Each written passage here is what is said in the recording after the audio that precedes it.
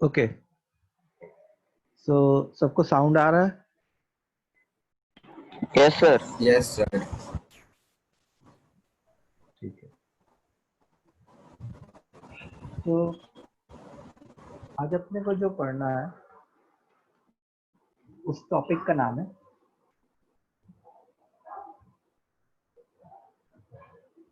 Types of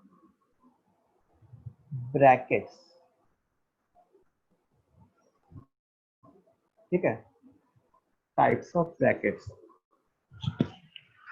तो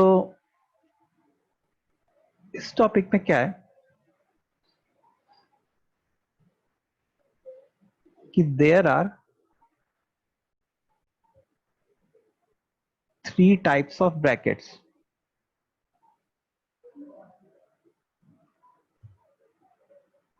तीन type के ब्रैकेट होते हैं। पहला होता है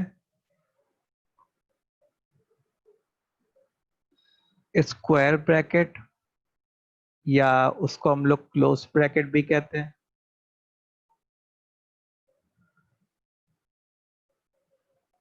second one is open bracket,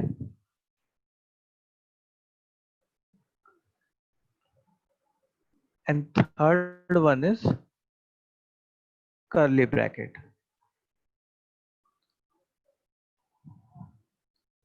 ठीक है, तो स्क्वायर ब्रैकेट का जो सिंबल होता है वो ऐसे टाइप का होता है, स्क्वायर टाइप का। ओपन ब्रैकेट का जो सिंबल होता है वो ऐसे टाइप का होता है, और कर्ली ब्रैकेट का जो सिंबल होता है वो ऐसे टाइप का होता है। ठीक है, अच्छा, ये जो दोनों ब्रैकेट्स होते हैं, square bracket and open bracket, square bracket and open bracket are used to represent an interval, and curly bracket is used to represent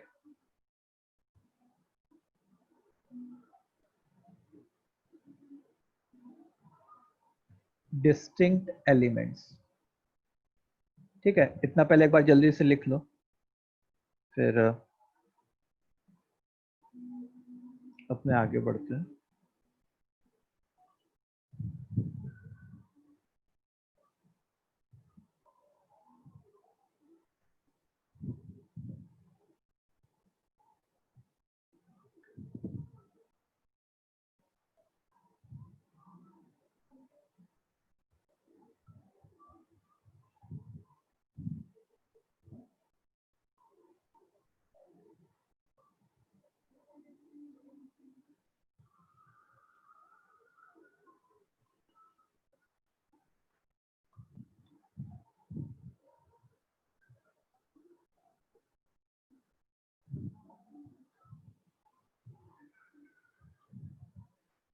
लिख लिया?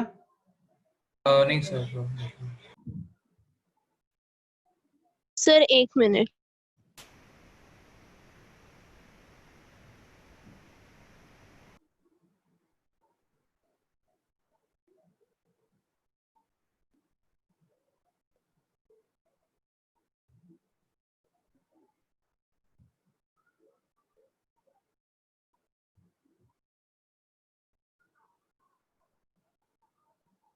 चलो अब देखो, इंटरवल एंड डिस्टिंक्ट एलिमेंट्स, इनके बीच में डिफरेंस क्या होता है वो देखो।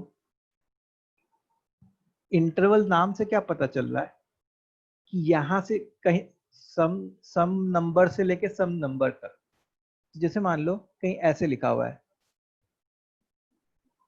x is greater than equal to 1 और लेस देन इक्वल टू 3। इसका मतलब क्या हो रहा होगा कि x जो है वो 1 से 3 तक सारे एलिमेंट्स हो रहे होंगे। इसका मतलब क्या हो रहा होगा, x 1 से 3 तक सारे एलिमेंट्स हो रहे होंगे। तो मैं क्या कहूंगा, ये एक इंटरवल है। ये क्या है, इंटरवल है। इंटरवल मतलब एक कंटिन्यूअस टाइप की चीज। अच्छा, अगर मैं लिखूं कि x जो है 1 2 3 4 है, तो यहाँ पे x क्या हो रहा होता, कुछ डिस्टिंक्ट एलिमेंट्स हो रहे होते। तो मैं यहाँ पे कहता कि x कुछ डिस्टिंक्ट एलिमेंट्स है। यहाँ पे मैं क्या कहता कि x कुछ डिस्टिंक्ट एलिमेंट्स है। तो इंटरवल मतलब 1 से लेके 3 तक जितने भी नंबर्स आते हैं सारे के सारे। 1 से लेके 3 तक कितने नंबर्स आएंगे, इनफाइनाइट नंबर्स। 1 से लेके 3 तक कितने नंबर्स आएंगे, इनफाइनाइट नंबर्स। उनमें से कुछ जो है नेचुरल नंबर्स आएंगे, फिर कुछ इरेशनल होंगे, कुछ रैशनल होंगे। अच्छा, अगर मैं x इज इक्वल टू 1 2 3 4 लिखूं, इसका क्या मतलब है कि केवल डिस्टिंक्ट एलिमेंट्स है, ये 4 ही एलिमेंट्स है। सो अगर मेरे को इसको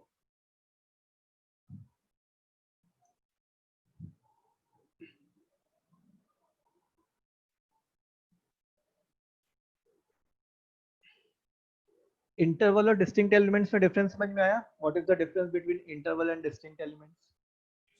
Sir, can you repeat interval again? Interval का ये मतलब होता है कि जैसे मान लो कहीं ऐसा दिया x is greater than equal to 1 and less than equal to 3।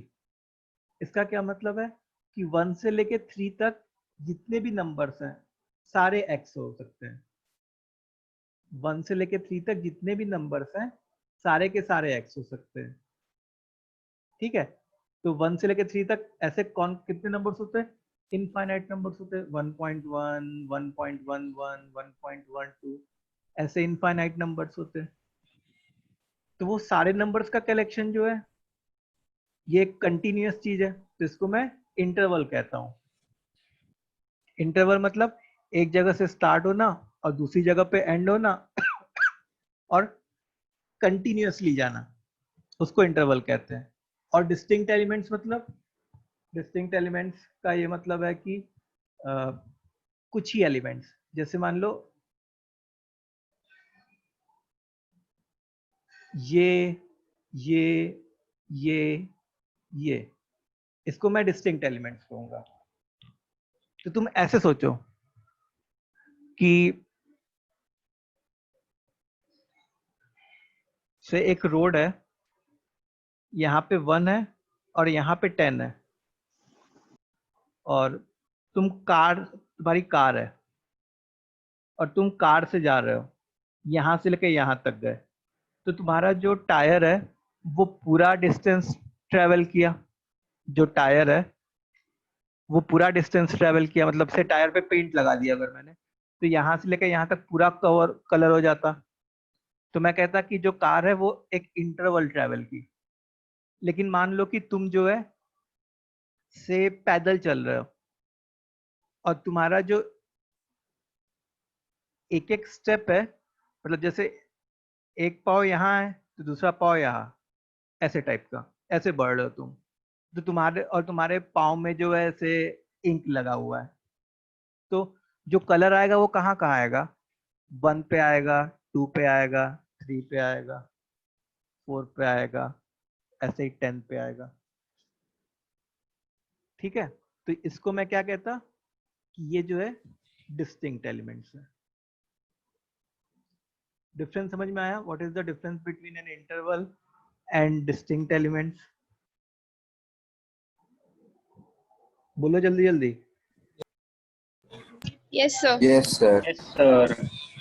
Okay, so अब देखो दोनों लोग इंटरवल रिप्रेजेंट कर सकते हैं। मैंने क्या लिखाया कि square bracket and open bracket are used to represent an interval, curly bracket is used to represent distinct elements. तो अब स्क्वायर ब्रैकेट और ओपन ब्रैकेट में भी कुछ डिफरेंस होगा, तो वो क्या डिफरेंस है?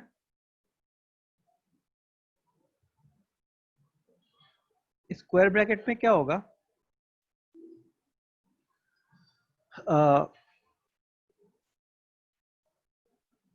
In this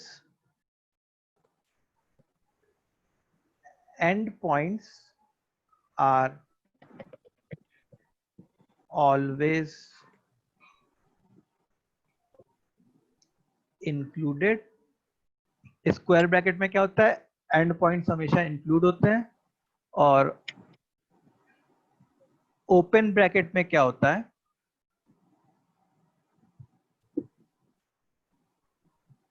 and points are excluded. End points को एक्सक्लूड करना रहता है, ठीक है। तो जैसे मान लो कि मैं ऐसे लिख लूं, ऐसे x is greater than equal to 1 and x is less than equal to 3। तो इसको अगर मैं ब्रैकेट के फॉर्म में लिखना चाहूं तो मैं कैसे लिखूंगा, सबसे पहले x लिखूंगा, फिर ये e वाला साइन बनाऊंगा। ये e वाला साइन क्या बताता है, क्या बोलता है, बिलोंग्स टू, ठीक है। अब एक ब्रैकेट बनाना है। अब देखो दोनों जगह क्या है, इक्वालिटी साइन है। इक्वालिटी साइन का क्या मतलब है कि 1 भी हो सकता है और 3 भी हो सकता है, इंक्लूड हो सकता है। तो मैं दोनों जगह स्क्वायर ब्रैकेट लगाऊंगा। यहाँ पे हमेशा छोटा एलिमेंट लिखा जाता है और यहाँ पे बड़ा वाला। x बिलोंग्स टू 1 से 3, क्या हो गया, x बिलोंग्स टू 1 से 3, ठीक है। अच्छा, अगर जैसे मान लो कहीं ऐसा लिखा जाता,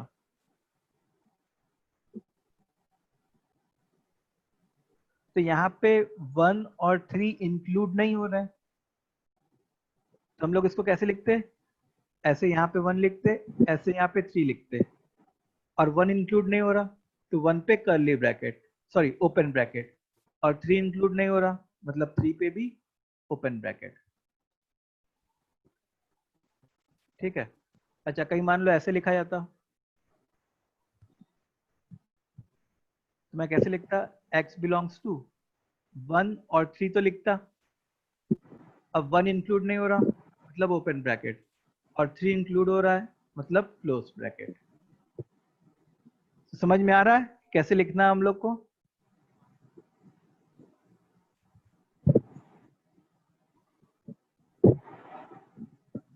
सब लोग कमेंट करो, इज दिस पॉइंट क्लियर।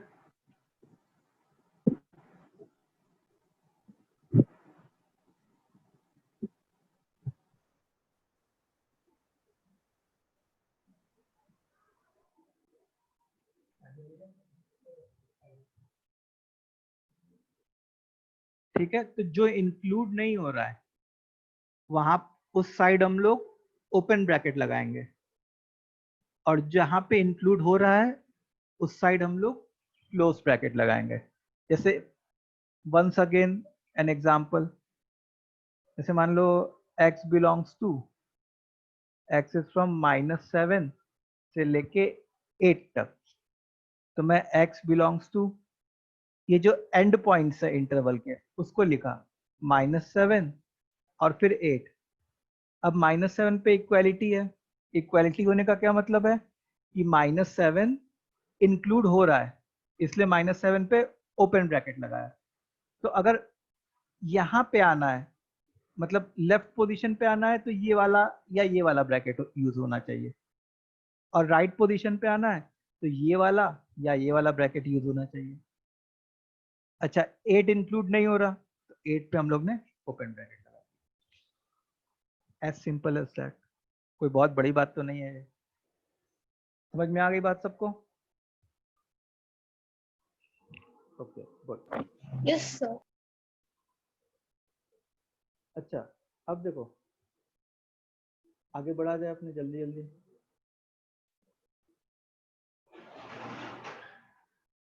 अब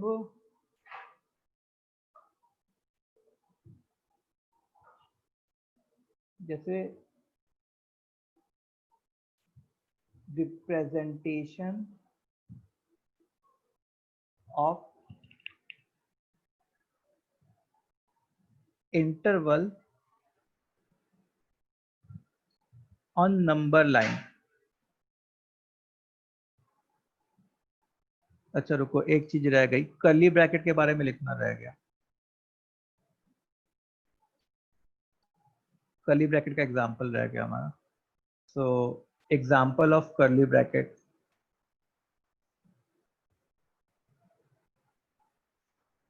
जैसे मान लो कहीं ऐसा बोला गया है कि x जो है 2 3 5 9, बस ये चार ही है, तो x बिलोंग्स टू, अब क्योंकि ये चार डिस्टिंक्ट एलिमेंट्स हैं तो 2 3 5 और 9 उसको किस में लिख दोगे, कर्ली ब्रैकेट में लिख दोगे।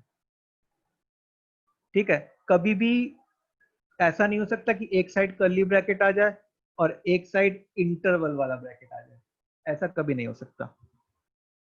इंटरवल वाले में एक साइड स्क्वायर और एक साइड ओपन आ जाए, ऐसा हो सकता है, या दोनों साइड स्क्वायर या दोनों साइड ओपन आ जाए, ऐसा भी हो सकता है, लेकिन ये चीज नहीं हो सकती। ठीक है, अब देखो, जैसे याद है तुम लोग ने बचपन में पढ़ा होगा कि सेट ऑफ नेचुरल नंबर्स, तो नेचुरल नंबर्स क्या होते हैं, 1 2 3 4 एंड सो ऑन। तो ये डिस्टिंक्ट एलिमेंट्स होते थे, 1 के बाद सीधे 2 पे गए, 2 के बाद सीधे 3 पे गए। तो हम लोग कैसे लिखते थे, सेट ऑफ नेचुरल नंबर्स को कैपिटल N से डिनोट करते थे, N belongs to curly bracket 1 2 3 4 dot dot dot. ठीक है, ऐसे ही जैसे मान लो इंटीजर्स, सेट ऑफ इंटीजर्स, तो इंटीजर्स क्या होते थे, जैसे -2 -1 0 1 2, इधर इधर फिर इधर इधर। तो इंटीजर्स को जनरली z से डिनोट किया जाता है। तो ये भी देखो डिस्टिंक्ट एलिमेंट्स है, 0 के बाद 1 1 के बाद 2, इसको हम लोग कर्ली ब्रैकेट में लिखते थे, इधर भी फिर डॉट डॉट डॉट, तो ये z हो गया। ठीक है, सिंपल सिंपल बातें हैं, ये बात क्लियर है कि Yes, sir. कर्ली ब्रैकेट में क्यों लिखते थे। अच्छा, अब हम लोग आगे बढ़ते हैं, नेक्स्ट पॉइंट है कि रिप्रेजेंटेशन ऑफ इंटरवल ऑन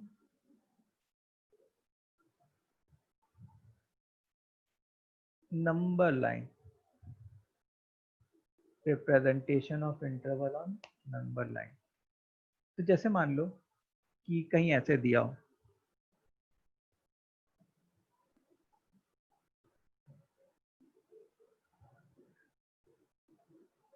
देखो जैसे ऐसे दिया हो, x is greater than equal to 1 and less than equal to 5, और उसके अलावा x के बारे में कुछ नहीं दिया हो। तो अगर x के बारे में और कुछ ना दिया हो तो हम लोग क्या मान के चलते हैं कि x सारे के सारे रियल नंबर्स ले सकता है। तो 1 5 और नंबर लाइन पे रिप्रेजेंट करना है, तो 1 और 5 इंक्लूड हो रहे हैं, तो ऐसे 1 से 5 तक। और क्या हो रहा है कि एंड पॉइंट्स को इंक्लूड करना है, इक्वालिटी है एंड पॉइंट्स पे, तो यहां पे हम लोग एंड पॉइंट्स पे we make solid circle. What we do, we make solid circle. Second example देखो, जैसे मान लो कहीं ऐसा लिखा है x is greater than 1 but less than equal to 5, तो 1 5। अच्छा 1 हमारा इंक्लूड हो रहा है क्या x में, नहीं। नहीं हो रहा, तो 1 पे मैं हॉलो सर्कल बनाऊंगा। हॉलो सर्कल क्या रिप्रेजेंट करता है कि वो वाला पॉइंट इंक्लूड नहीं हो रहा, 5 इंक्लूड हो रहा है, हाँ, तो 5 पे मैं क्या बनाऊंगा, सॉलिड सर्कल बनाऊंगा। ठीक है, इतनी बात समझ में आई। अच्छा जैसे मान लो थर्ड कहीं ऐसे लिखा है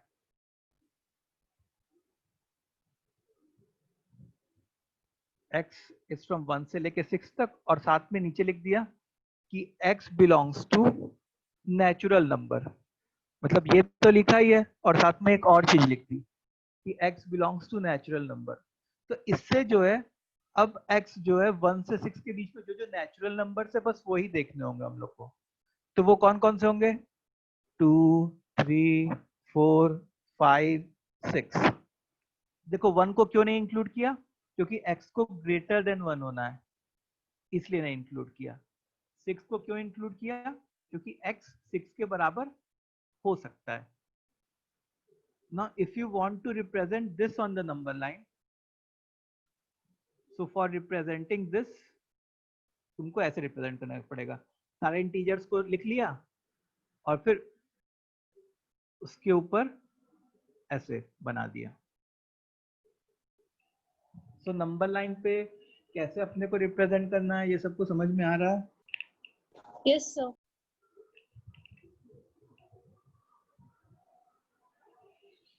ओके, तो एक बार जल्दी से लिख लो।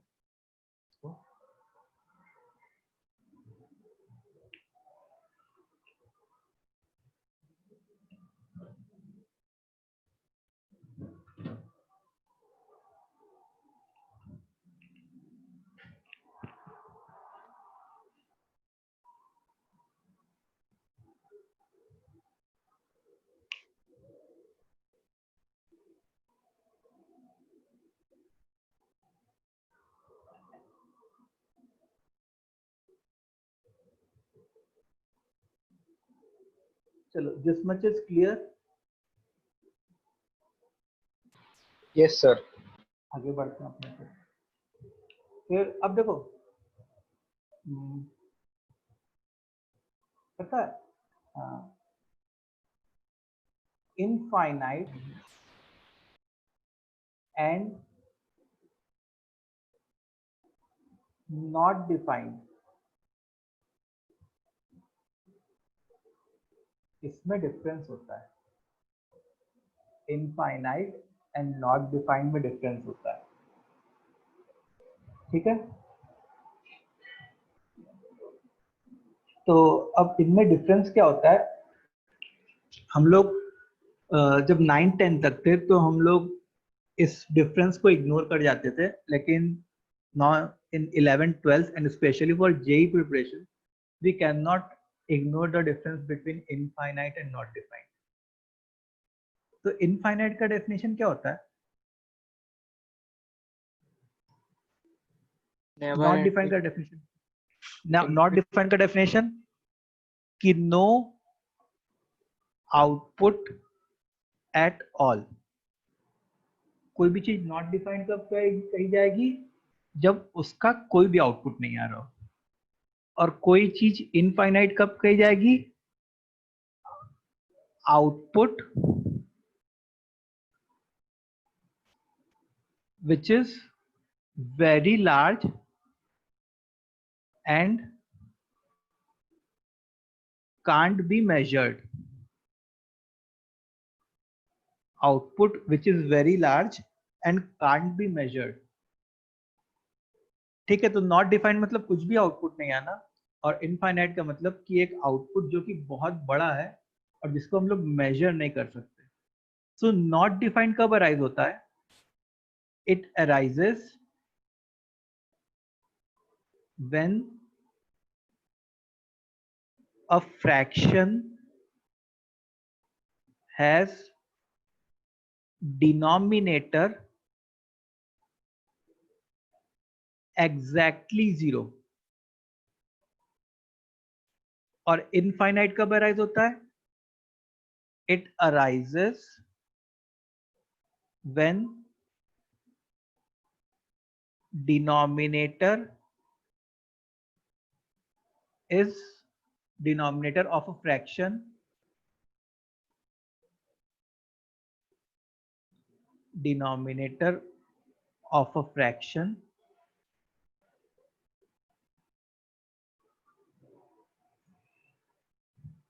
very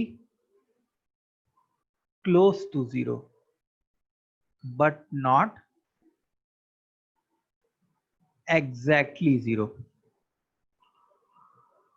very close to 0 but not exactly 0।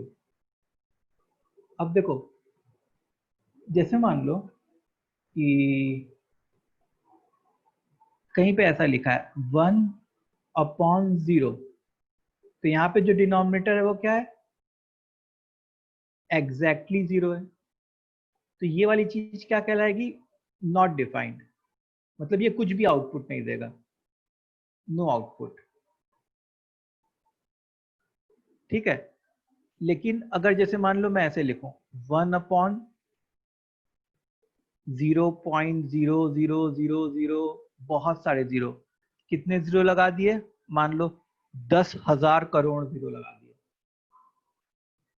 तो वो क्या बनेगा, वो एक बहुत बड़ा नंबर बनता जाएगा। और मैं कहूंगा कि ये क्योंकि एक बहुत बड़ा नंबर है, इसलिए ये इंफिनिटी की तरफ टेंड कर रहा है। ठीक है, इसलिए ये इंफिनिटी की तरफ टेंड कर रहा है। ठीक है, तो यहां पे जो डिनोमिनेटर है वो क्या है, the denominator is very close to 0 but not exactly 0। यहाँ पे डिनोमिनेटर क्या है, it is very close to 0 but not exactly 0।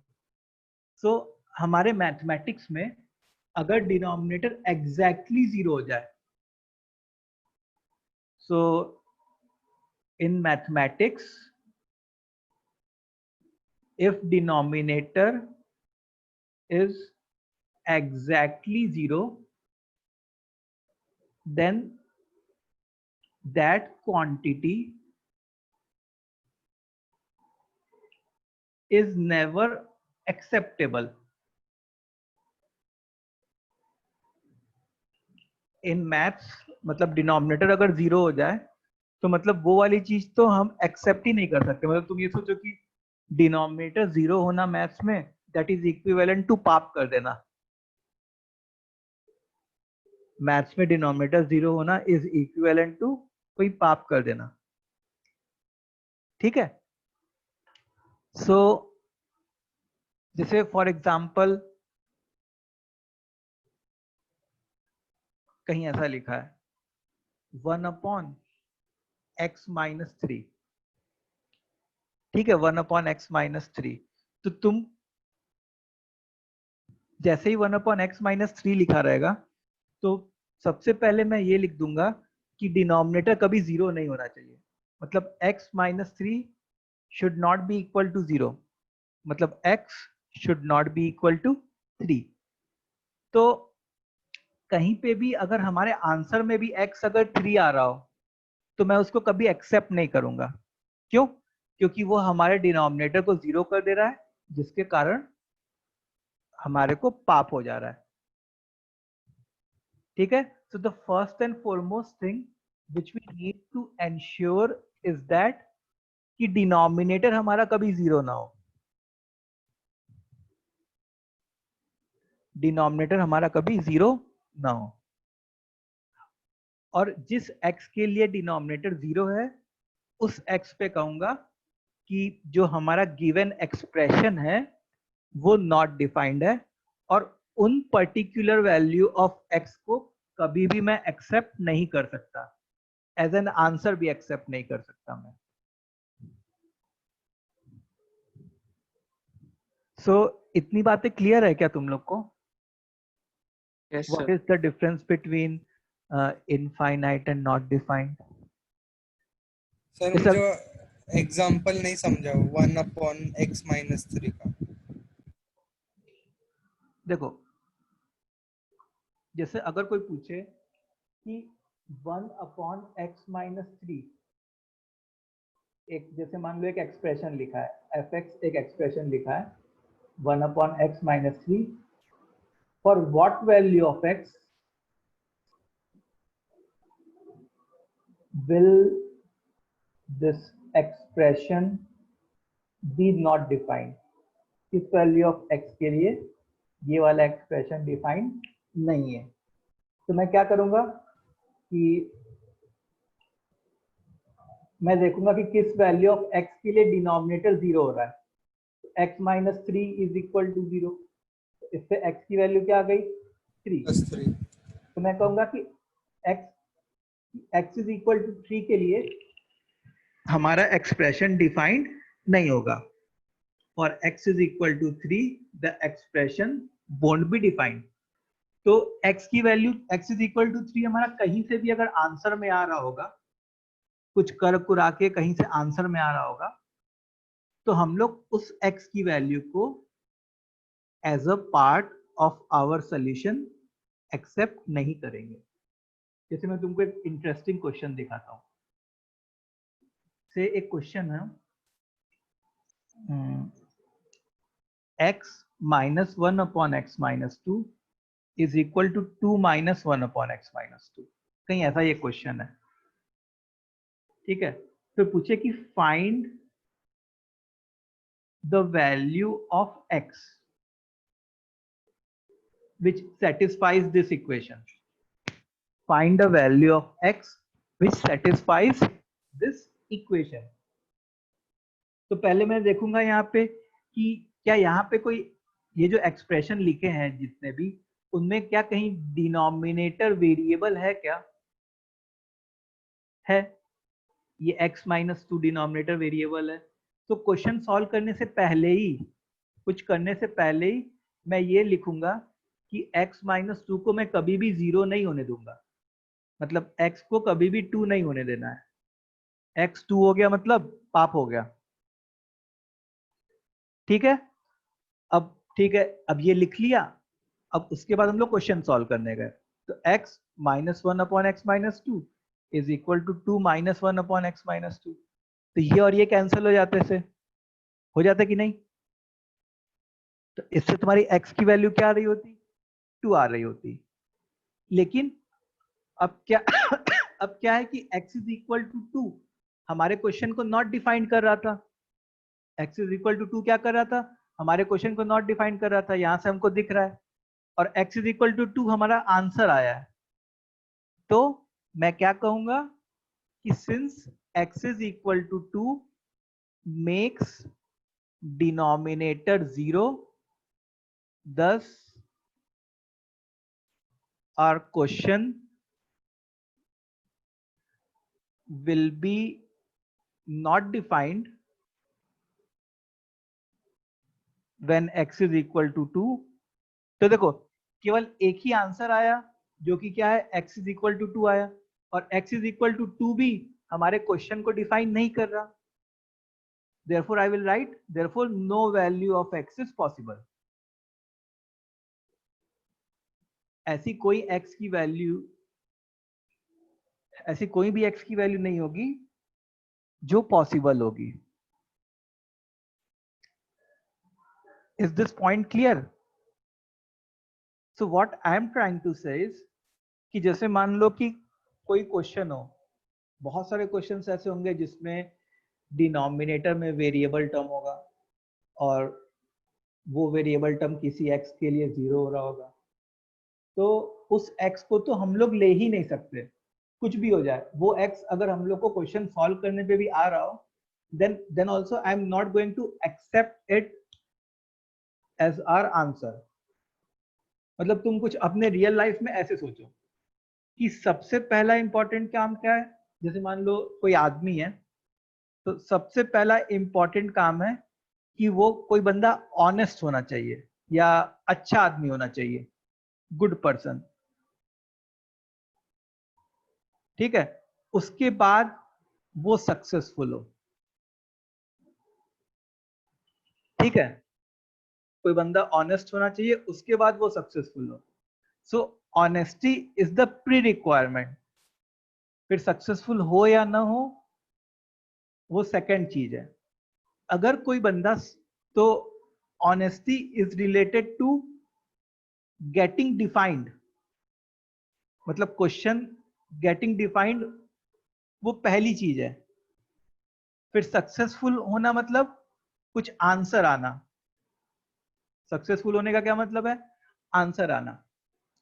तो अगर तुम सक्सेसफुल तब हो रहे हो जब तुम गलत वे से बने हो सक्सेसफुल, तो तुम्हारी सक्सेस को काउंट नहीं किया जाएगा, that will be from dishonest वे।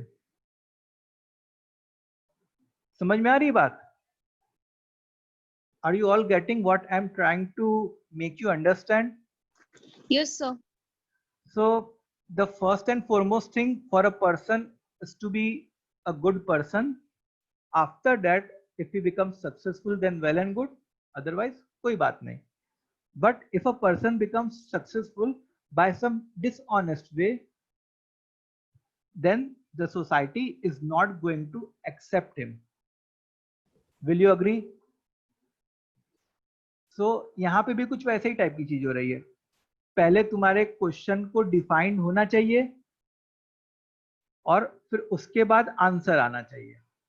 तो अगर आंसर आने में कोई ऐसा एक्स आ गया जो हमारे क्वेश्चन के लिए डिसऑनेस्ट है या नॉट डिफाइंड है, तो अपने उस एक्स को कभी भी एक्सेप्ट नहीं करेंगे. We are never going to accept that x. Is this concept clear? ये कॉन्सेप्ट सबको Yes, समझ sir. में आया? सब लोग एक बार चैट बॉक्स में लिखेंगे कि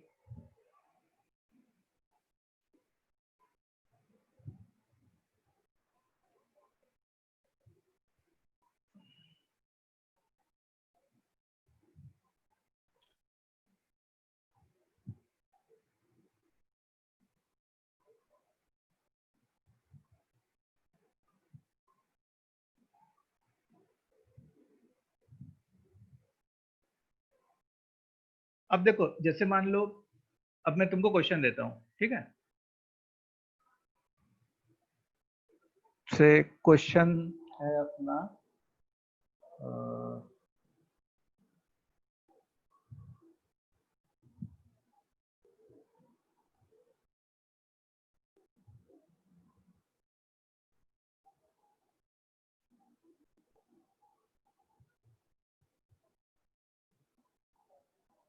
x square minus 4 whole upon x minus 2 is equal to 4. Then find x. Example, चलो इस क्वेश्चन को करो खुद से.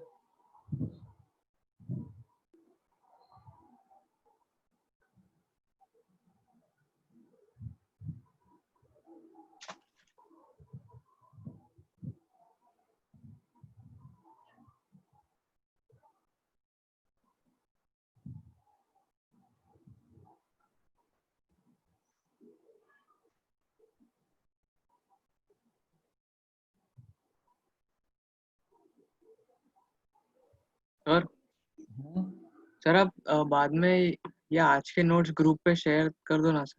हाँ ठीक. Sir, x is equal to 2. x is equal to 2.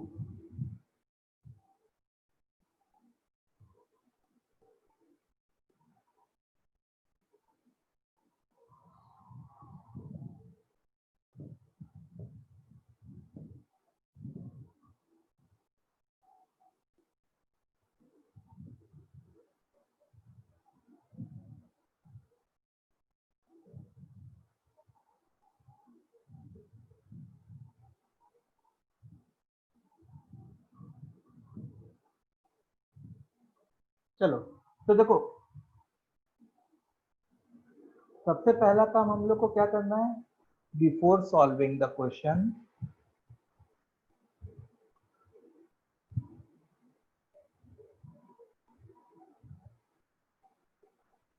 Not defined के लिए कंडीशन लिखनी है.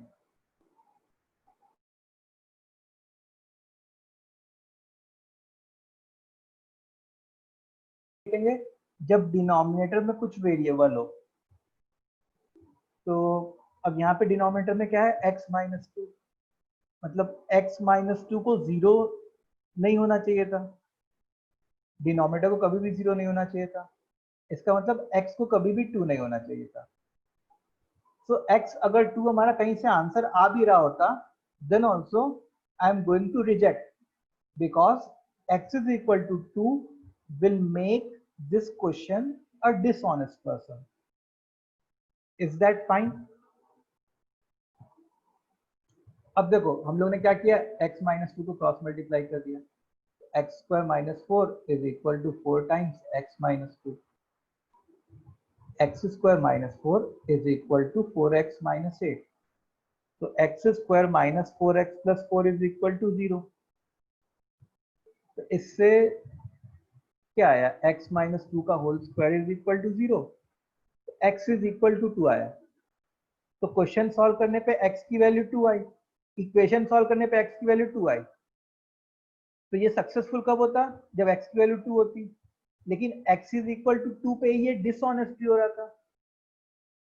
ठीक है, तो आई विल से, क्योंकि ये जो x की वैल्यू 2 आई वो क्या कर रही होती, वो हमारे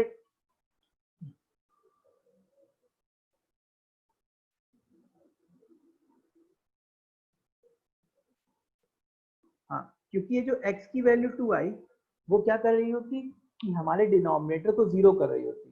x is equal to 2 will make the denominator 0, और हम लोग को किसी भी हाल में डिनोमिनेटर 0 नहीं चाहिए। तो I will say that no value of x is possible. Did you all get this? ये बात समझ में आई? Yes, sir. Yes, sir. We take x like 2 upon. हाँ, We can write 2 as 2 upon 1. So then denominator is 1 more. क्या बोल रहे हो? You can write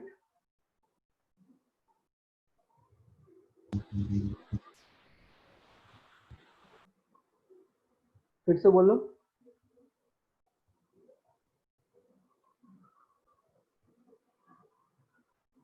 hello,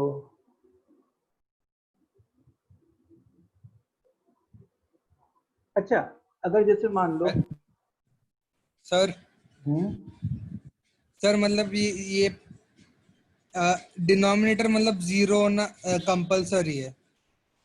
denominator, अगर तुम्हारी कोई x की वैल्यू ऐसी आ रही है, सॉल्व करने पे, इक्वेशन सॉल्व करने पे तुम्हारी x की वैल्यू ऐसी आ रही है जिससे डिनोमिनेटर 0 हो जाए अगर, तो उस x की वैल्यू को तुमको एक्सेप्ट नहीं करना as the part of your solution. ठीक है, so as a note also you can write that. But sir हाँ, x की वैल्यू 2 आ रही है, 0 कहाँ आ रही है? x की वैल्यू 2 नहीं, x की वैल्यू 2 पे डिनोमिनेटर 0 हो जा रहा है ना बेटा। x की वैल्यू जब मैं 2 पुट करता यहाँ पे तो डिनोमिनेटर क्या हो जाता, 2 माइनस 2 मतलब 0 हो जाता। हाँ राइट राइट। और हम लोग को डिनोमिनेटर कभी 0 नहीं बनाना। मैंने ऐसे तो कभी नहीं कहा कि x कभी 0 नहीं हो सकता, मैं क्या कह रहा हूँ, डिनोमिनेटर कभी 0 नहीं हो सकता। ठीक है, सो फॉर देखो, if by solving any equation we get,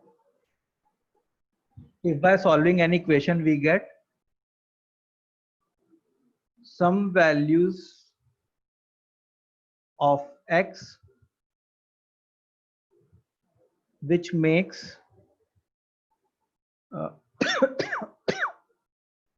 denominator 0, then those values of x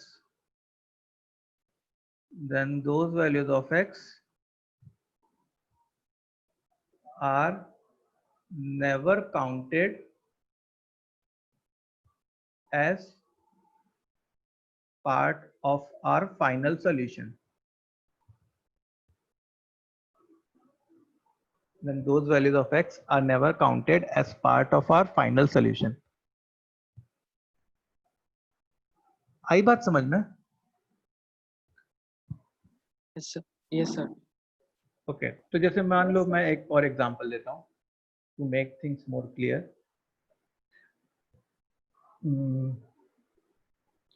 x square minus 3x plus 2 upon x minus 1 is equal to 4 ऐसे।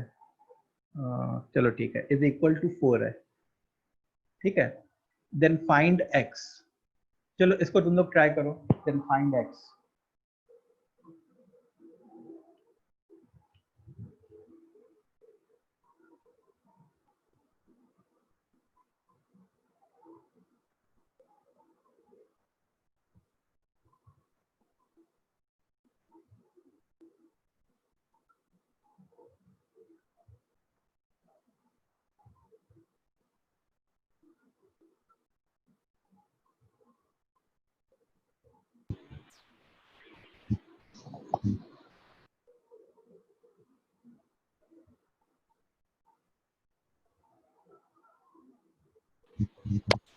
x is equal to 2. x is equal to 2, 2 नहीं आएगा। X is equal to 1 Sir, or sir. 6. Yes. 6, yes, x is equal to 6, good.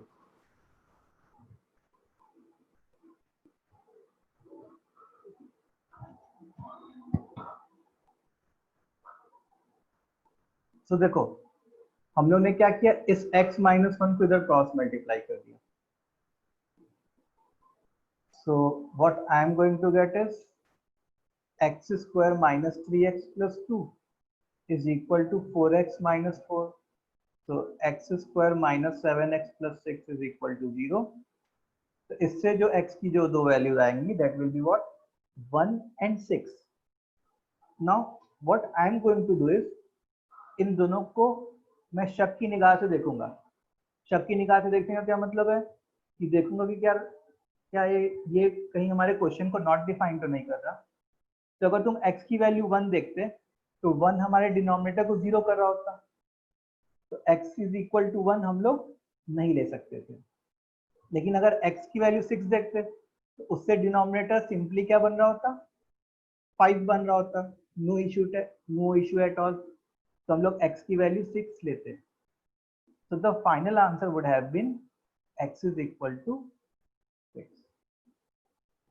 केवल यही answer होता हमारा, 1 और 6 नहीं होता।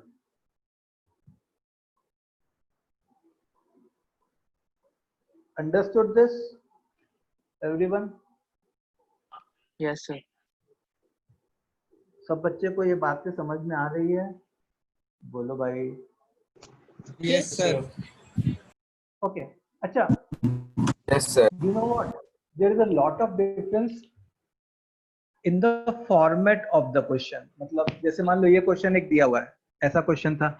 अच्छा, अगर मैं क्वेश्चन, जैसे ये जो लिखा है वो क्वेश्चन है, मतलब जो प्रिंटेड फॉर्म में हो, वैसे अगर मैं क्वेश्चन प्रिंटेड फॉर्म में ऐसे दे दूं, x square minus 3x plus 2 is equal to 4 times x minus 1।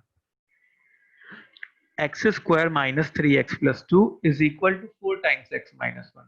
If the direct question was something like this, then in this case, मतलब ये quadratic तो यही बन रहा होता, तो उससे जो x की वैल्यू आ रही होती वो क्या आ रही होती, 1 and 6 आ रही 1 होती। and 6. अच्छा, यहाँ पे कहीं डिनोमिनेटर 0 होने का स्कोप है क्या? नहीं है भाई। जब डिनोमिनेटर 0 होने का स्कोप तब रहता है जब डिनोमिनेटर खुद एक वेरिएबल टर्म रहता है, तभी डिनोमिनेटर 0 होने का स्कोप होता है। यहाँ पे तो डिनोमिनेटर 1 है और यहाँ पे भी डिनोमिनेटर एक तरीके से 1 है, तो यहाँ पे डिनोमिनेटर 0 होने का स्कोप नहीं है। इसका मतलब इस बार जो क्वेश्चन का आंसर होता वो क्या होता, 1 and 6 दोनों आंसर होता। So ये डिफरेंस समझ में आया तुम लोग को? Can you feel that difference कि यार क्वेश्चन सेम लिखा हुआ है, बस अलग वे से लिखा हुआ है। तो कैन वी से कि ये बहुत ज्यादा मैटर करेगा कि क्वेश्चन किस फॉर्म में दिया हुआ है। इस बात का बहुत ज्यादा फर्क पड़ेगा कि क्वेश्चन किस फॉर्म में दिया हुआ है। अल्टीमेटली हम लोग क्या कर रहे थे, नेक्स्ट स्टेप में इस x माइनस 1 को उधर क्रॉस मल्टीप्लाई कर रहे थे जो यहाँ पे दिया हुआ है। लेकिन क्वेश्चन अगर इस फॉर्म में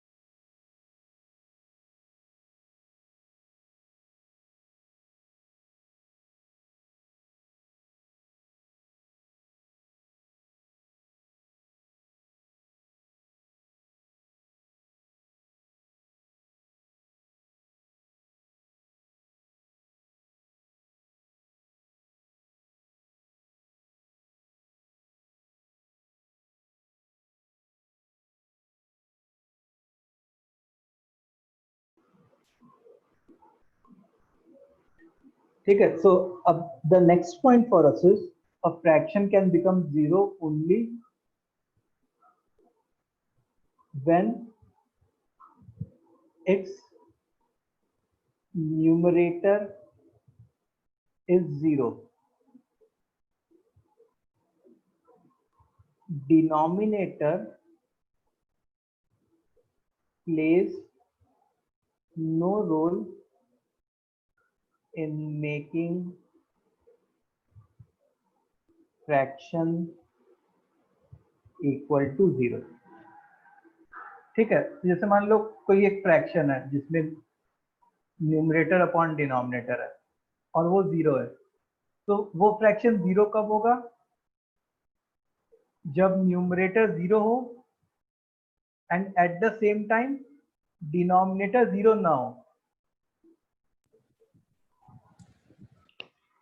कोई फ्रैक्शन जीरो कब होगा? जब न्यूमरेटर जीरो हो and at the same time denominator zero ना हो.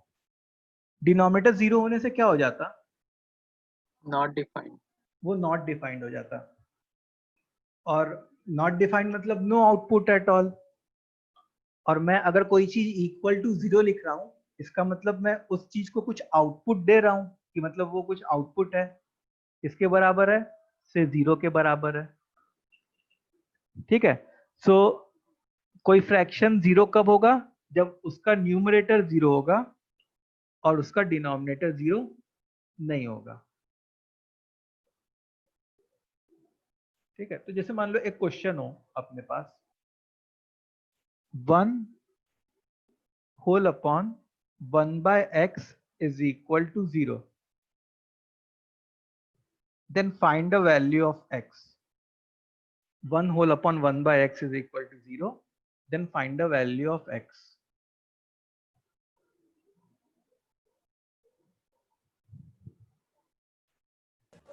बताओ क्या होना चाहिए? 0.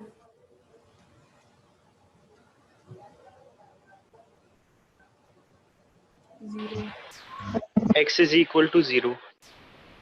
अच्छा, एक बच्चे का आया x is equal to 0. चलो, कितने लोग कहेंगे कि x की वैल्यू 0 होनी चाहिए? How many of you will say? Chat Sir, box में लिखो. सर जीरो होगा सर, तो मतलब नहीं होगा ना, मतलब नॉट डिफाइंड है. क्योंकि सर डिनोमिनेटर में 1 अपॉन x, तो x 0, तो डिनोमिनेटर नॉट डिफाइंड, तो 1 अपॉन नॉट डिफाइंड, तो अच्छा देखो, लोग दो तरीके से सोच सकते थे. कोई बच्चा ऐसा सोचता, मेथड 1 ऐसे सोचता कि मैं क्या करूंगा सर, ये 1 होल अपॉन 1 बाय एक्स है, तो इस x को फिर इधर लेके चला जाऊंगा, तो ये x इज इक्वल टू 0. तो यहां से x की वैल्यू क्या आ गई तुम्हारी? 0 आ गई. अच्छा, अब तुम सोचो कि 1 होल अपॉन 1 बाय 0 है, तो इससे क्या हो गया? 1 बाय 0 होने का क्या मतलब है कि जो हमारा डिनोमिनेटर है वो नॉट डिफाइंड हो गया. मतलब न्यूमरेटर अपॉन डिनोमिनेटर में जो फ्रैक्शन है, ये तो कुछ आउट, जो डिनोमिनेटर है वो तो आउटपुट दिया ही नहीं. तो तुम ये एक्सपेक्ट, कोई चीज आउटपुट कब देगी? जब न्यूमरेटर और डिनोमिनेटर दोनों कुछ वैलिड आउटपुट दे रहे होंगे, तब उस फ्रैक्शन का कुछ आउटपुट आ रहा होगा. अब यहाँ पे तो डिनोमिनेटर ने आउटपुट दिया ही नहीं, तो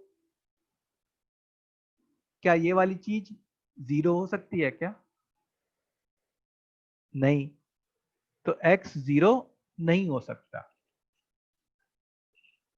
सो x is not equal to 0. अच्छा, अब मैं दूसरे वे राउंड सोच सकता हूं, मेथड 2, कि 1 होल अपॉन 1 बाय x है. अब देखो यहाँ पे जो न्यूमरेटर है that is a non zero quantity. और कोई फ्रैक्शन जीरो कब होता है? कोई फ्रैक्शन तभी जीरो होता है जब उसका न्यूमरेटर जीरो हो, तभी वो फ्रैक्शन जीरो हो सकता है. अदरवाइज वो फ्रैक्शन कभी भी जीरो नहीं हो सकता. अब हम लोग को दिख रहा है कि ये जो न्यूमरेटर है it is a non zero quantity, so this fraction can never become zero.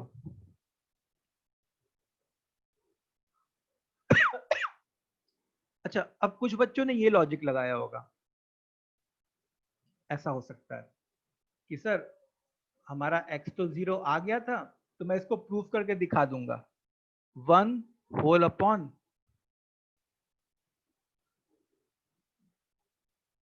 1/0। अब वो बच्चा क्या करता कि 1/0 को वो इंफिनिटी लिख देता और 1/∞ को वो 0 लिख देता। ठीक है, तो ये बताओ कि जो यहां से यहां पे लिखा, इज दिस करेक्ट और wrong?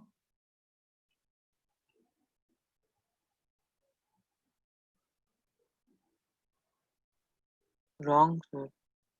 This is wrong. This is wrong because infinite तब आता है, इनफाइनाइट तब आता है जब 1/0.00 समथिंग होता है, मतलब वेरी क्लोज टू 0 होता है, या हम लोग कह दें कि 1/0 प्लस होता है। 0 प्लस होने का क्या मतलब है? 0 से थोड़ा सा बड़ा, जस्ट बड़ा 0 से थोड़ा सा तब इनफाइनाइट आता है, इनफाइनाइट अप्रोचिंग। ठीक है, तो उसने तो पहले ये गलती कर दी उस बच्चे ने कि 1/0 को उसने इनफाइनाइट लिख दिया, जो गलत बात है। 1/0 तो क्या होता है? नॉट डिफाइंड होता है। 1/0 क्या होता है? Not defined. अच्छा, फिर दूसरी बात उस बच्चे ने क्या की कि 1/∞ को एग्जैक्टली 0 लिख दिया। अब ये भी रॉन्ग है, दिस इज ऑल्सो रॉन्ग।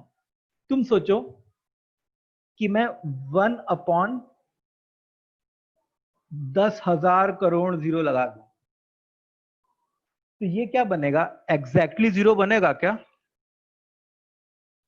नहीं, ये ऐसा बनेगा 0.000000, बहुत सारे 0 आखिरी में कुछ ऐसे। So is this quantity exactly 0? No, it is very close to 0। It is what? It is very close to 0। ठीक है, तो उस बंदे ने दोनों स्टेप रॉन्ग किया था।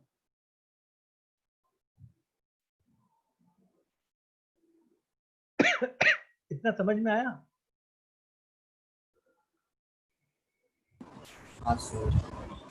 इसको क्लियर है? हाँ बोलो। So I would say, I will say what? कि no value of x is possible. No value of x is possible. ठीक है, x की कोई भी वैल्यू पॉसिबल नहीं है इन दिस केस। तो जैसे मान लो कोई क्वेश्चन दे दे कि 1/(x⁻⁷ + 3x⁵ + 4x³ - 9x + 2 is equal to 0, then find x. x क्या होगा? बताओ x क्या होगा? 0 x क्या होगा? Not possible. not not defined. Possible. Directly देखो यहाँ पे क्या है कि जो डिनोमिनेटर है वो क्या है हमारा? एक नॉन जीरो क्वांटिटी है। डिनोमिनेटर कह रहा है, जो न्यूमरेटर है वो क्या है? डायरेक्टली दिया हुआ है कि एक नॉन जीरो क्वांटिटी है। और कोई भी फ्रैक्शन जीरो कब होगा? कब होगा? जब उसका न्यूमरेटर एग्जैक्टली जीरो हो जाए। तो आई विल से what I will say, that this fraction can never become exactly equal to 0.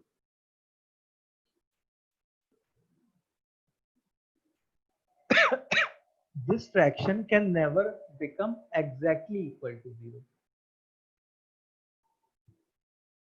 इतनी बात समझ में आई सबको? सब लोग कमेंट करो एक बार जल्दी से। ये वाला पॉइंट क्लियर है, फ्रैक्शन वाला? सर हाँ, सर आप इसकी स्टेप्स दिखा सकते हो, मतलब कैसे नॉट डिफाइन नहीं है? नॉट डिफाइन नहीं है, देखो यहाँ पे क्या है कि न्यूमरेटर में 1 है और डिनोमिनेटर में कुछ x का एक्सप्रेशन लिखा है, और हम लोग क्या एक्सपेक्ट कर रहे हैं कि ये फ्रैक्शन 0 हो जाए। What we are expecting that this fraction become 0। अच्छा, मैंने क्या बताया कि फ्रैक्शन, अगर कोई फ्रैक्शन है तो वो कब 0 होगा? वो तभी 0 होगा जब न्यूमरेटर 0 हो। अच्छा, इस क्वेश्चन में तो न्यूमरेटर एक नॉन जीरो क्वांटिटी पहले से ही है, 1 है, तो न्यूमरेटर तो 0 कभी भी अपनी जिंदगी में नहीं हो सकता। न्यूमरेटर कभी भी 0 नहीं हो सकता, इसका मतलब ये वाला फ्रैक्शन कभी भी 0 नहीं हो सकता। This fraction can never become equal to 0। क्यों? क्योंकि न्यूमरेटर यहाँ पे जो है 1 है। 1 है, which is a non zero quantity. 1 को तुम चेंज करके 0 तो ला नहीं सकते, यहाँ पे एक फिक्स नंबर है ये। बोलो भाई, अमन समझ में आया तुमको? हाँ सर, समझा मुझे। Good, fine. आगे बढ़ा जाए अपने जल्दी से। तो देखो, मतलब ये सब वैसी बातें हैं जो तुम लोग 9th-10th में अगर जो पढ़े होगे तो उसका कॉन्ट्राडिक्शन टाइप की चीज है ये। तो 9th-10th में जितनी जरूरत होती है उतना पढ़ते हैं, फिर 11th-12th में और ज्यादा जरूरत है, इसलिए और ज्यादा डीप में पढ़ते हैं अपने, और ज्यादा डिटेल में पढ़ते हैं। तो अगर जैसे अगर हम लोग से कोई पूछे कि भाई बताओ 1090 डिग्री वो क्या है, वो इनफाइनाइट है या नॉट डिफाइंड है? What is 1090 degree? What is 1090 degree? Is it infinite Not और not defined? Not defined. It is not defined because 1090 degree क्या होता? That would have been sin 90 degree upon cos 90 degree. अच्छा, sin 90 degree output 1 और cos 90 degree output 0। तो denominator में क्या हो गया? एग्जैक्टली 0 हो गया। इट मींस ये वाली चीज नॉट डिफाइंड होती, इनफाइनाइट नहीं होती। तो कभी कभी हम लोग जैसे 9th-10th में पढ़ते हैं कि 1090 डिग्री इनफाइनाइट होता है, नहीं, 1090 डिग्री नॉट डिफाइंड होता है। अच्छा, अगर कोई पूछे कि सर आप ये बताइए कि 1089.99 डिग्री ये नॉट डिफाइंड होता या इनफाइनाइट होता? infinite. इनफाइनाइट। ये इस केस में इनफाइनाइट होता, नॉट डिफाइंड नहीं होता, क्योंकि 1089.99 डिग्री मतलब sine 89.99 degree upon cos 89.99 degree. ठीक है। अच्छा, साइन 89.99 डिग्री मतलब 1 से थोड़ा सा छोटा, से 0.9999 कुछ ऐसे टाइप का है ना। साइन 90 डिग्री 1 होता है, साइन 89.99 डिग्री 1 से थोड़ा सा छोटा। अच्छा, कॉस 89.99 डिग्री, देखो कॉस 90 डिग्री 1 होता है, सॉरी कॉस 90 डिग्री 0 होता है, तो कॉस 89.99 डिग्री मतलब 0 से थोड़ा सा बड़ा हो रहा होता। तो यहाँ पे डिनोमिनेटर क्या एग्जैक्टली 0 है क्या? Is denominator exactly 0? नहीं। ना, denominator is very close to 0। Denominator is what? Very close to 0, not exactly 0। तो मतलब ये एक तरीके से 1/0 प्लस टाइप की चीज हो गई, अग्री करोगे? तो ये किधर जा रही होगी? इनफाइनाइट की तरफ जा रही होगी। ये किधर जा रही होगी? इनफाइनाइट की तरफ जा रही होगी। बहुत बड़ी क्वांटिटी हो रही होगी, बहुत बड़ा नंबर हो रहा होगा। ठीक है? yes sir.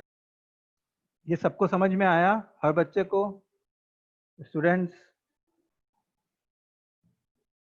Yes, sir. बोलो भाई। Yes, yes sir. Sir, yes sir.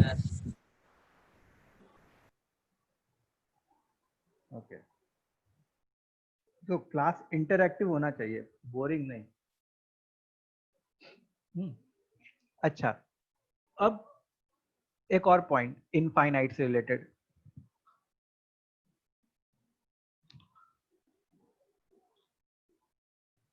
infinity can never be achieved. We can only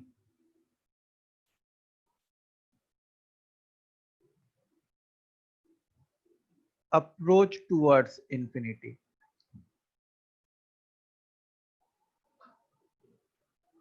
Infinity can never be achieved. We can only approach towards infinity. अब इसका क्या मतलब है? जैसे मैं तुमको एक एग्जांपल बताता हूँ।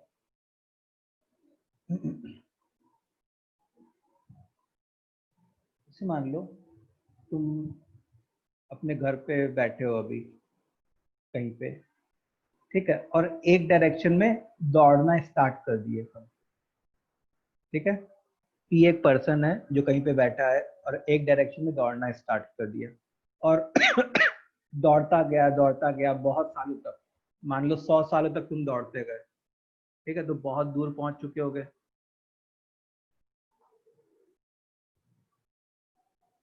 बहुत दूर पहुंच चुके होगे। अच्छा, अब तुमको लग रहा होगा कि मैं इतना दूर पहुंच गया, इसका मतलब मैंने इन्फिनिटी अचीव कर ली। मैंने क्या कर लिया? इन्फिनिटी अचीव कर ली। तो तुम कहते कि यार मैंने इन्फिनिटी को अचीव कर लिया। तो क्या होता कि कोई एक बंदा आता पीछे से, वो तुमको कहता कि नहीं भाई, अभी आगे और रास्ता है, और जाओ। तो 10 साल तुम और चल गए से, फिर तुमने कहा कि अब तो मैंने इन्फिनिटी को अचीव कर ली। फिर एक बंदा फिर से आता, कहता कि आगे और रास्ता है, और जाओ। तो तुम्हारा कभी रास्ता खत्म होना है क्या? बताओ। नहीं। नहीं। तुम क्या ऐसा कह सकते हो, तुम कोई पोजीशन पे जाके पहुंच के कह सकते हो, या वहां पे झंडा गाड़ के कह सकते हो कि ये इन्फिनिटी वाला झंडा है, ये इन्फिनिटी पोजीशन वाला झंडा है? No. नहीं। क्यों? क्योंकि उसके आगे और भी रास्ता है। उसके आगे क्या है? और भी रास्ता है। तो वही क्या बोला गया है कि इन्फिनिटी को कभी भी अचीव नहीं कर सकते हम लोग केवल इन्फिनिटी की तरफ अप्रोच कर सकते हैं, बढ़ सकते हैं। We can only move towards infinity, लेकिन इन्फिनिटी की तरफ इन्फिनिटी को अचीव नहीं कर सकते। इसलिए कभी भी x is equal to infinity नहीं लिखा जाता, ठीक है? कभी भी x is equal to infinity नहीं लिखा जाता। x is equal to infinity का क्या मतलब है कि x जो है इन्फिनिटी के बराबर हो गया। अब इन्फिनिटी को कोई भी अचीव नहीं कर सकता, तो हमारा बनाया हुआ x कैसे अचीव कर लेगा? तो प्रॉपर तरीका क्या होता है? x approaches towards infinity. ये वाला जो साइन है वो क्या है? Approach. So the proper way of writing is x is approaching towards infinity. x is never equal to infinity. और कभी कभी यहां पे भी एरो लगा देते हैं, x is approaching towards infinity, ठीक है? सो ये समझ में आया कि x is equal to infinity कभी भी नहीं हो सकता। तो ऐसा कभी भी लिखना गंदी बात है, ऐसा नहीं लिखना हम लोग को, उससे हमारी इमेच्योरिटी शो होगी। Fine. So did you all understand कि क्या कहते हैं कि इन्फिनिटी के समय कौन सा साइन यूज करना है? Yes sir. ओके अच्छा, अब देखो हम लोग ब्रैकेट्स के बारे में डिस्कस कर रहे थे जब, तो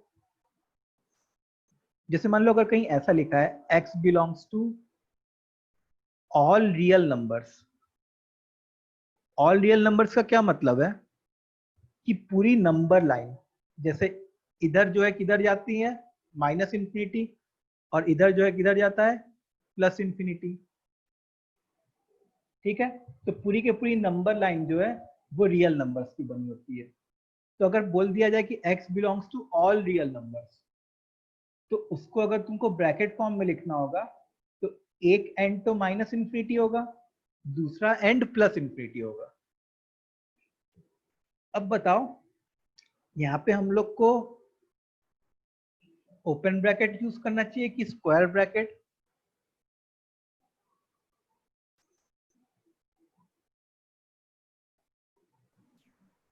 स्क्वायर।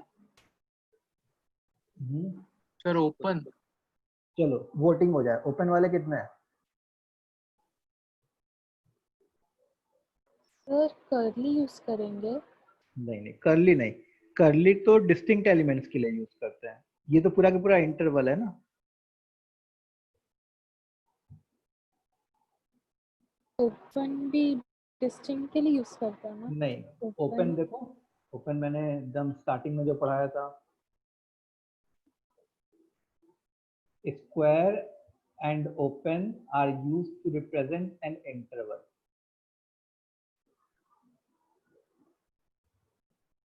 ठीक है, तो देखो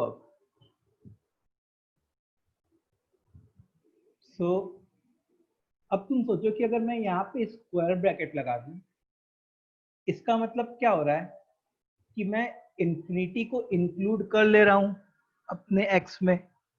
इसका मतलब x includes infinity, it means कि x इंफिनिटी के बराबर हो सकता है। ऐसा पॉसिबल है क्या कि x इंफिनिटी के बराबर हो जाए? नहीं। नहीं, x can never be equal to infinity. तो हम लोग क्या करेंगे, इंफिनिटी पे ओपन ब्रैकेट लगाएंगे, ऐसे ही माइनस इंफिनिटी पे भी ओपन ब्रैकेट। क्यों? क्योंकि हम लोग माइनस इंफिनिटी या इंफिनिटी को अचीव नहीं कर सकते, और अगर अचीव नहीं कर सकते तो उनके सामने स्क्वायर ब्रैकेट लगाने का हमारे पास कोई भी हक नहीं है। ठीक है, is this point clear to all of you? Yes sir. Fine. Yes, sir. अच्छा, जैसे मान लो कहीं ऐसा लिखा है x greater than equal to 5, तो उसके लिए हम लोग क्या करेंगे, x belongs to x greater than equal to 5 का कैसा रिप्रेजेंटेशन होगा, 5 या उससे बड़ा। अब यहाँ पे एरो लगा दिया, एरो लगाने का क्या मतलब है कि चलते गए चलते गए चलते गए, तो एक एंड तो 5 हो जाएगा, और क्योंकि इक्वालिटी है इसलिए 5 पे स्क्वायर ब्रैकेट, एंड दूसरा एंड क्या होता, इंफिनिटी वाला होता। और प्लस इंफिनिटी या माइनस इंफिनिटी पे हमेशा अपने क्या लगाते हैं, open. Open bracket. Plus infinity या माइनस इंफिनिटी पे I always apply open bracket. ठीक है, जैसे मान लो कहीं लिखा है x इज लेस देन -3, इसका क्या मतलब होता, -3 पे हॉलो सर्कल होता, क्योंकि -3 को इंक्लूड नहीं करना, और इधर ऐसे जा रहा होता x इज लेस देन। तो यहाँ पे हम लोग हमेशा जो दो पोजीशंस होती है वहां पे अपने यहाँ पे छोटा वाला टर्म लिखते हैं, तो यहाँ पे माइनस इंफिनिटी लिख दिया, और यहाँ पे बड़ा वाला टर्म -3। अच्छा, क्योंकि इंफिनिटी या माइनस इंफिनिटी है तो वो ओपन ब्रैकेट, और यहाँ पे इक्वालिटी नहीं है इसलिए यहाँ पे open bracket. So x belongs to minus infinity से -3।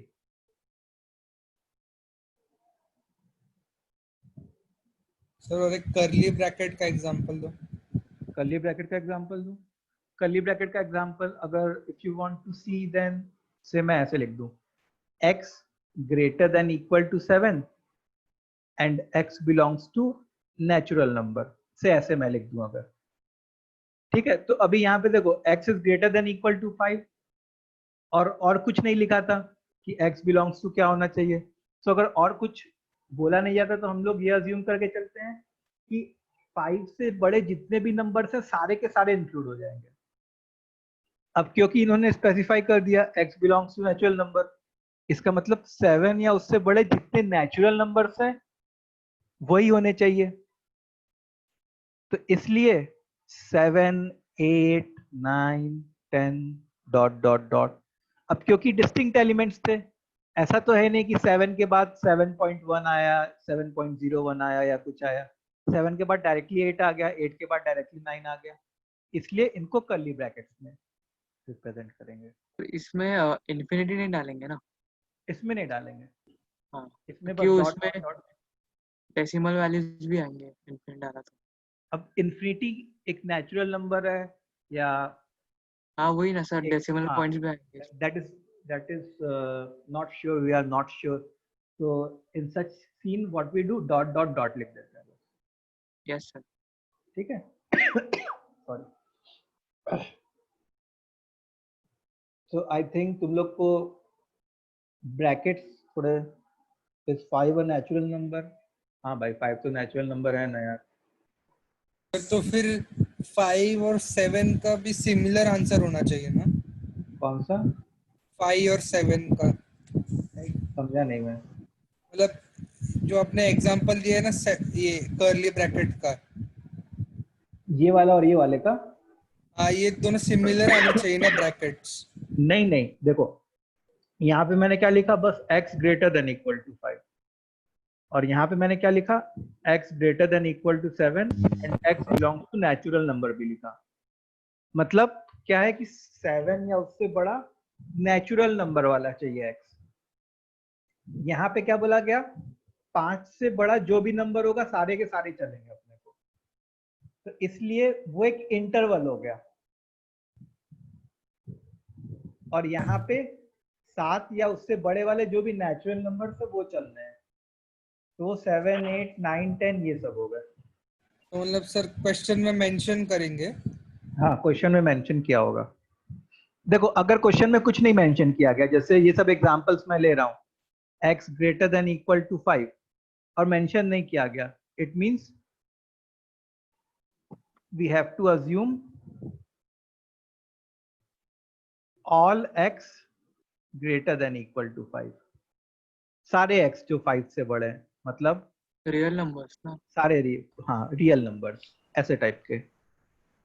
और ये क्या रिप्रेजेंट कर रहा है इसको, if you want to represent it on the number line तो तुमको ऐसे रिप्रेजेंट करना पड़ेगा, जैसे 7, 8, 9, 10 ये सब किया और फिर 7 पे सर्कल बना दिया, 8 पे, 9 पे, 10 पे, ऐसे। तो यहाँ पे मैंने वो नहीं बनाया, ये जो रेड रेड है बस वही हमारे काम की चीज है इसमें। और यहाँ पे ये जो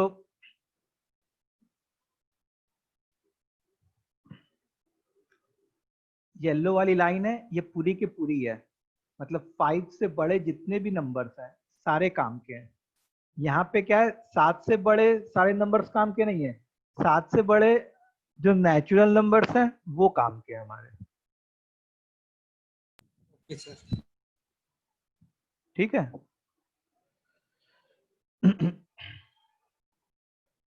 हाँ बताओ क्या डाउट है होमवर्क में?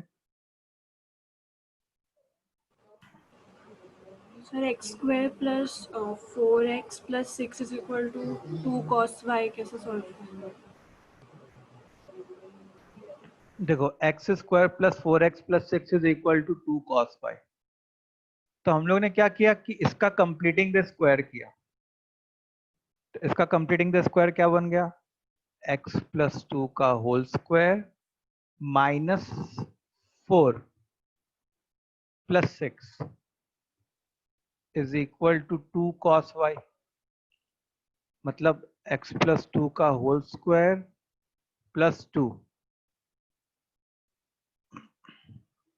Is equal to 2 cos y।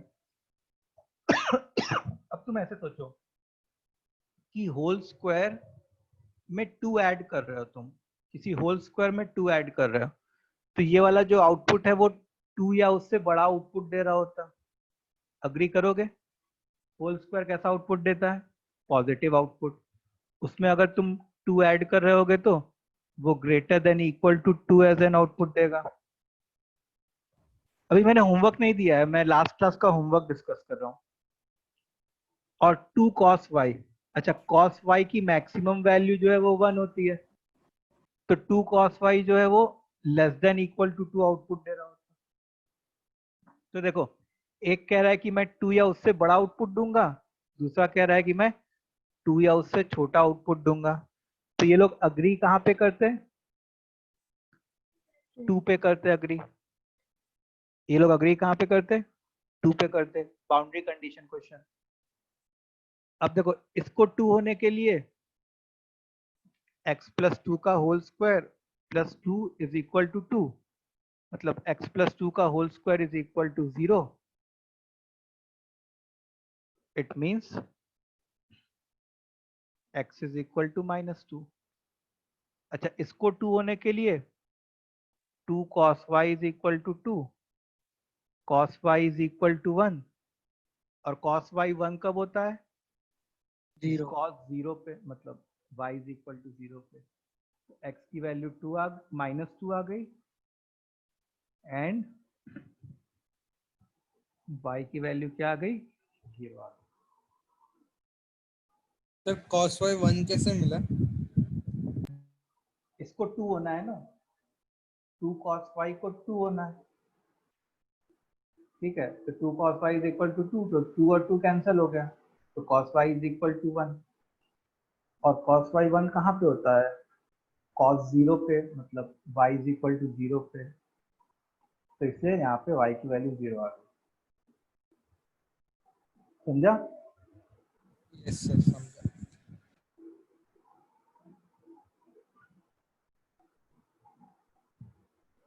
सो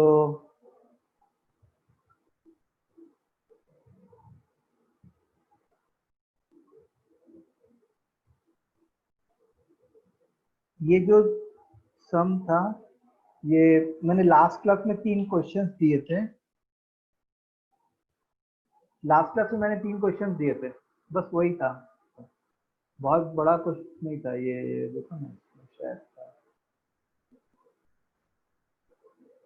ये लास्ट क्लास के नोट्स हैं। अरे आज के नोट्स भेज दो ना सर ग्रुप पे। हाँ, भेजता हूँ। कहाँ गया? ये 3 क्वेश्चन था जो लास्ट क्लास दिए थे मैंने।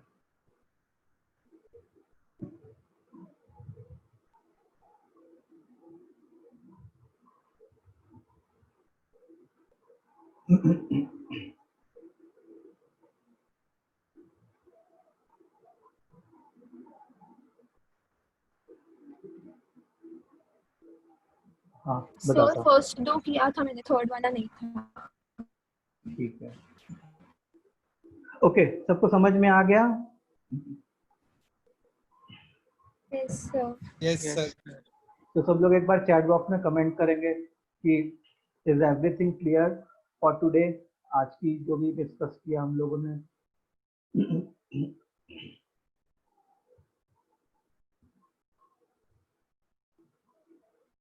किसी को भी कोई sort of doubt, any sort of doubt?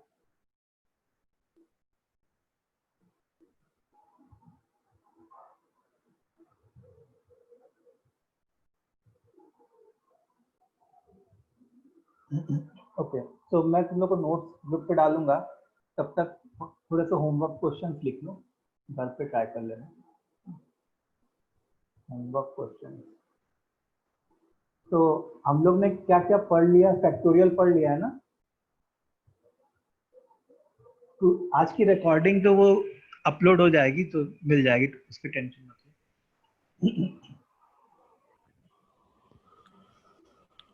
तो फैक्टोरियल पढ़ा है? Yes sir. ओके, सो पहला क्वेश्चन है कि 20 फैक्टोरियल में find exponent of say 12। ठीक है। दूसरा क्वेश्चन है 50 फैक्टोरियल में find number of zeros at the end. फिर थर्ड है, थर्ड फैक्टोरियल के बाद और क्या पढ़ा है? कंप्लीटिंग द स्क्वायर पढ़ा है ना? Cubic factorisation. हाँ, और हाँ बोलो। मैंने फैक्टोरियल नहीं पढ़ा है। कोई बात नहीं, तुम पहले दो क्वेश्चन छोड़ देना, और तुम लोग का जब कवर अप क्लास होगा ना तो हाँ सर को एक बार रिक्वेस्ट करना तो वो पढ़ा देंगे। ठीक है। ओके। कंप्लीटिंग द स्क्वायर जल्दी जल्दी लिखो।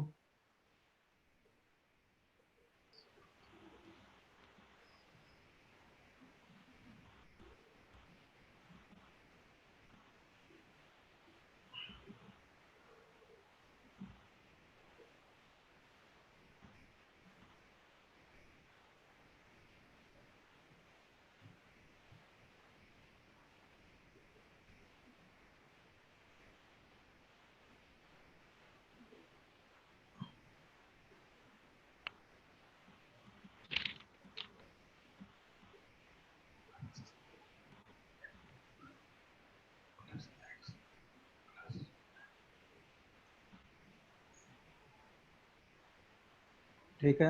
अब कंप्लीटिंग द स्क्वायर के बाद what you need to do is sir एक बार ऊपर लेके जाना।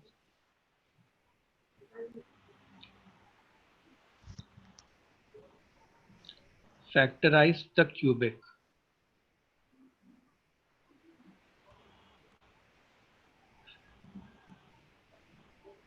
उसमें पहला है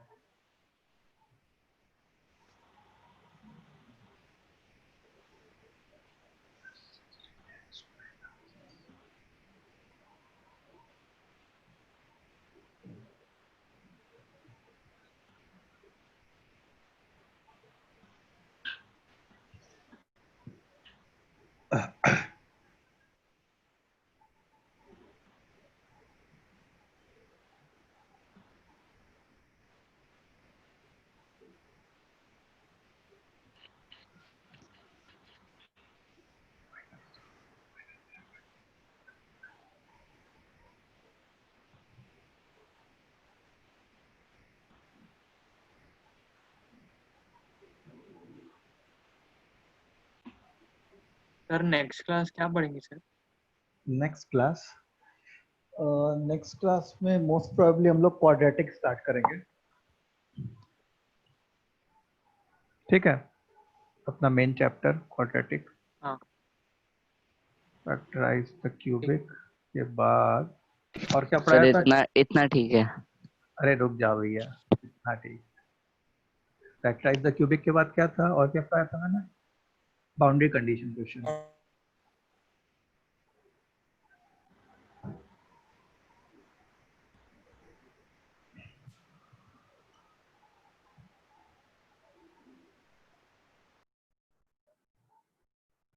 सर थोड़ा ऊपर कीजिए। ठीक है। हो गया, हो गया। ठीक ठीक।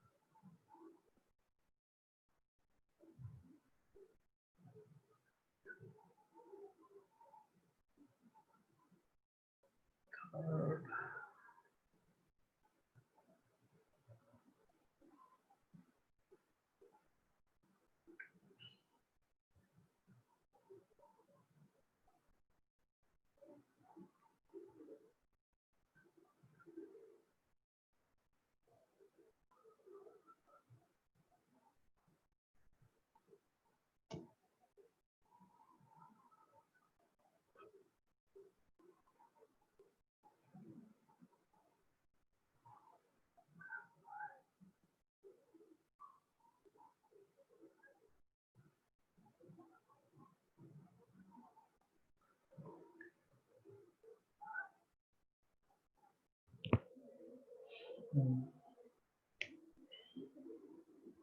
बाउंड्री कंडीशन क्वेश्चन हो गया। अच्छा, अब इंटरवल के लिए plot on number line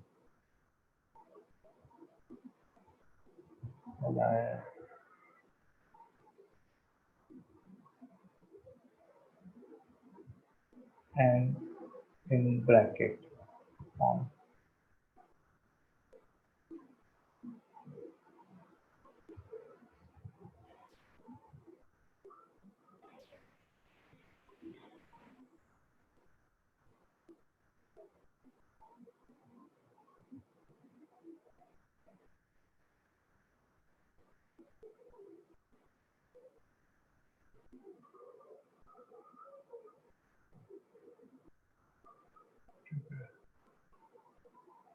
next question है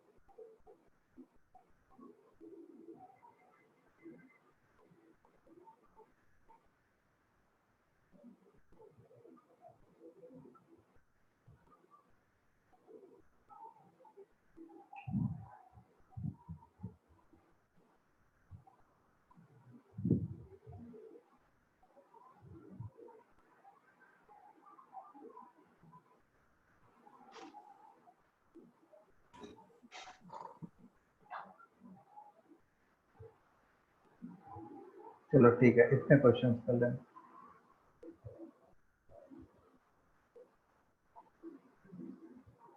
ठीक है, ठीक है सर। Thank you, sir. Thank you sir, bye sir. Sir thank you sir. तो thank you sir. Bye bye. Bye sir.